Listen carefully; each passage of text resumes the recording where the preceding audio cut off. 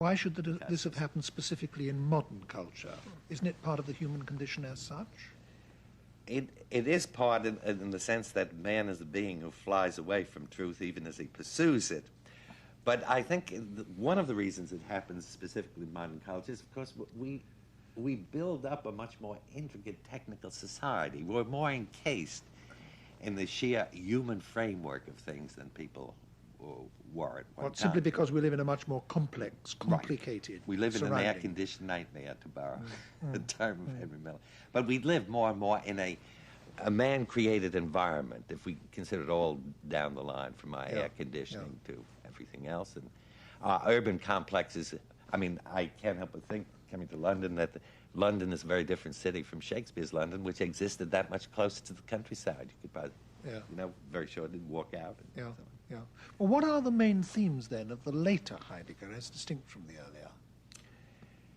Yes, well, you see, the later Heidegger is not systematic, or not even systematic in the way in which he attempts to be in Being and Time. The later Heidegger is primarily, or not primarily, but very centrally concerned with the problem of poetry and art. And in some sense, you see, and the problem of technology. Heidegger feels that, or felt, since he's dead now, one of the tasks of philosophers in this period is to try to think through what technology involves. He felt that I think modern thinking is either too superficial, too inauthentic with regard to the subject of technology. You know, on the one hand, you find people very flippant attitude, they're against machines, or they're for technology. It makes no sense, he said, for man at this particular juncture of history to be for or against technology. We're obviously committed to technology. I mean, if you removed it, the whole thing would collapse. We are. That's part of the stake of our existence. It's part of our gamble. On the other hand, you see, there is a point which I think the atomic bomb has brought forth for human consciousness generally, that technology has drastic possibilities. Hitherto, people have protested against it as local nuisances or causing unemployment, sabotage, and so on. But the notion that suddenly mankind could self-destruct suddenly showed us the fearful possibilities within the technical complex. And now Heidegger was concerned with thinking through where in the historical destiny of man the roots of his technical being lie, and where it may possibly be carrying him, you see. But how does his concern with poetry relate to his concern with technology? Unless he sees these as two opposite sides of the same kind. They are opposite. Yeah. Because the thing, well, as you well know from other branches of contemporary philosophy, there's a certain disposition on the part of some philosophers when they're examining language to treat it as a calculus. It's an instrument which can be manipulated and controlled. It's a formal calculus and so on. And in this sense, this represents an extension of technical thinking, you see, even to the domain of language. Now, the thing about a poem in Heidegger's view is that it eludes the demands of our will. The poet cannot will to write a poem. He cannot will it. It comes. And actually, we as his readers can't will our response. We have to submit to it and be passive to it. You see, what Heidegger connects the technological scent of this civilization is with its Faustian will, which becomes eventually the Nietzschean will. Which goes right back again to man's determination to master nature, which is the basis of our whole modern culture, modern technology, modern science, and so on, which he is in rebellion against. And if I think the key quotation here would be Francis Bacon. We must learn, who is really a prophet of the new science in this respect. I always think of Bacon in this respect as being a publicity man for the new science, but a publicity man of genius. He says, we must put nature to the rack to compel it to answer our questions, which is a very dramatic way of endorsing the experimental method. But now you stop to think, you know, even if we put poor nature to the rack, poor tortured nature, we have to listen to her responses. We have, in some sense, to give ourselves a receptive. There's a point at which our twisting you see, has to submit to whatever is there to be. This really does represent a basic break with the tradition, doesn't it? Because even, as it were, revolutionary philosophies within the tradition, like Marxism, for example, take it for granted that the conquest of nature is man's business. It's what human life is all about and what social life is all about. I must say that, speaking just purely personally for a moment, that in all the preparation that this television series has involved me in, the preparation I've done for this discussion and this program has taught me most, because I've found in Heidegger, who I knew very little about before, all kinds of illuminating insights in these very fundamental themes we've been discussing. And that being so, this is leading me to the point I want to put to you. I can't help wondering why it is that other philosophers, including very able and prestigious ones like A.J. Ayer or Karl Popper or Rudolf Carnap, all sorts of people, pour scorn on Heidegger and the kind of philosophy that he's trying to do. They dismiss it, they've dismissed it in their published writings as nonsense, rubbish, garbage, it's all a lot of rhetoric, it's all a lot of words. Yes. It seems to me you've only got to read the stuff for 5 minutes to see that it isn't just all a lot of words. Now, why has it been so derisively dismissed by so many such able people?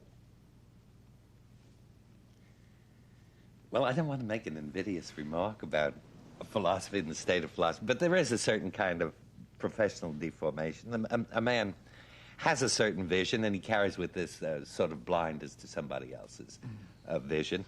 I think one of the things is that Heidegger's vocabulary, you see, is initially rather jarring, and but I think if you read him in German, he writes a fairly straightforward German, and certainly if you compare his German prose with that, let's say, of Hegel, it seems to me Heidegger's lucidity itself. But I think what we do find in philosophy is that there's a certain prejudice for certain chosen vocabularies. Now, you mentioned Carnap. I was a student of Carnap for several years, you say, and I got interested partly in Heidegger to find out what the fuss was. Could he be as bad as they said? What, you came to Heidegger through Carnap's attacks on Heidegger? Right. Yes. And yes. And when you read Heidegger, you discovered that he wasn't as bad as they said. Yes. But Professor Barrett, when I was introducing this program, I promised our viewers that we would say something about Sartre. And I think that before we come to an end, I really do want to ask you if we can move on to him just for a moment. Although Sartre has become, as it were, the most famous existentialist, his is the name that most people associate with existentialism, he's not as original a thinker as Heidegger, is he? But nevertheless, he has made a contribution. What would you characterize as being Sartre's main contribution? Well, there are a number of ways which you can characterize that, but I'd like to contrast them first. Perhaps that might point the direction which his contribution has come. This is Sartre's big book, his major philosophical work. And I personally think, by the way, some of his novels and plays are more important than any of his philosophical writing. But I think he's still a philosopher of considerable brilliance. But his major work is called Being and Nothingness. It's a gigantic misnomer. It's not about being, and it's not about nothingness. Sartre doesn't have much of a feeling for being. Whatever one may object to in Heidegger, one has to acknowledge that man is really saturated with the sense of being in some sense. What Sartre's book is about is really the kind of melodrama of two Cartesian consciousnesses. And naturally they are Cartesian because he's French. Every Frenchman is a Cartesian, I think, when he's pushed far enough. And these two consciousnesses never understand each other. That is, there are two subjectivistic minds who misinterpret each other. I, as subject, impose upon you and convert you into an object and so on, and you reciprocate. And so this fiendish dialogue of misrepresentation goes on, and misunderstanding and so forth. In the end, it becomes impossible for us to communicate sincerely. This big book of Sartre is really a book on the problem of sincerity, which is the staple, I think, of French literature from Montaigne, right through Molière and Proust and so on. Now, but to come to you see, Sartre's then most famous positive doctrine is its notion of liberty, and it's the doctrine which actually, I think, caught on most in the public eye. That as human beings, we have an absolute and total freedom. Nothing prevents us at a certain moment from doing some very precipitous and dangerous thing. I am in the literal sense free now to take all my clothes off or Right. go and jump out of the window, Right. or I can actually Yes, do these yes, things. yes. And one thing Sartre keeps stressing is that by pretending that I am not free to do them, I'm falsifying the reality Right. of my own situation. Yes. So I stand on a precipice at any moment, and I can hurl myself off it. And in this sense, the characteristic of this total freedom is that it's vertiginous or dizzying. And he carries through this metaphor of standing on a cliff and having this dizzy sense of being able to cast But yourself isn't down. he Nothing right? prevents you. Isn't he right to dramatize in this way the fact that the realities of choice which we have in Yes. life and the realities Yes. of freedom that we have in life are in fact much greater than we ourselves wish to Yes. face for most of the time? Except now, here's where you see, I think Heidegger has an insight which is beyond him in this respect, because the individual who hurls himself into this precipitous choice may, in tearing off in that sudden direction, remain utterly as blind as when he started. You see, now, it's rather curious that Heidegger's view of freedom is a very quiet one and subtle and soft. Our fundamental freedom is the freedom, if we can manage it, to become open, to let truth happen.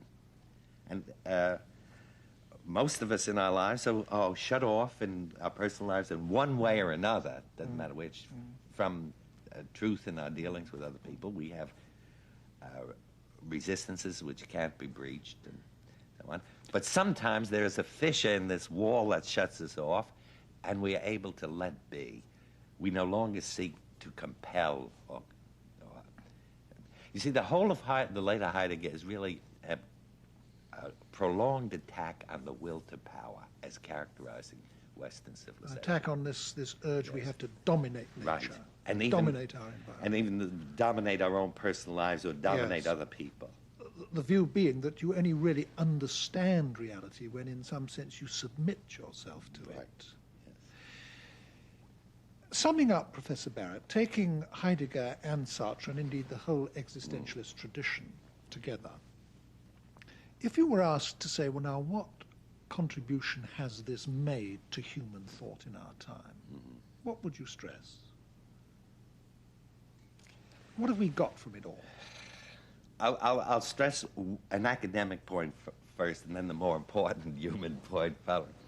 I think from the point of view of the history of thought or the history of philosophy, existentialism has brought forward a kind of re-evaluation of 19th century thought. For one thing, it has exhumed Kierkegaard, who was virtually unknown in English-speaking countries. It's established him as a major thinker. I don't know whether you'd call him a philosopher, but a thinker of considerable proportions and power in the 19th. One of the major figures of the century.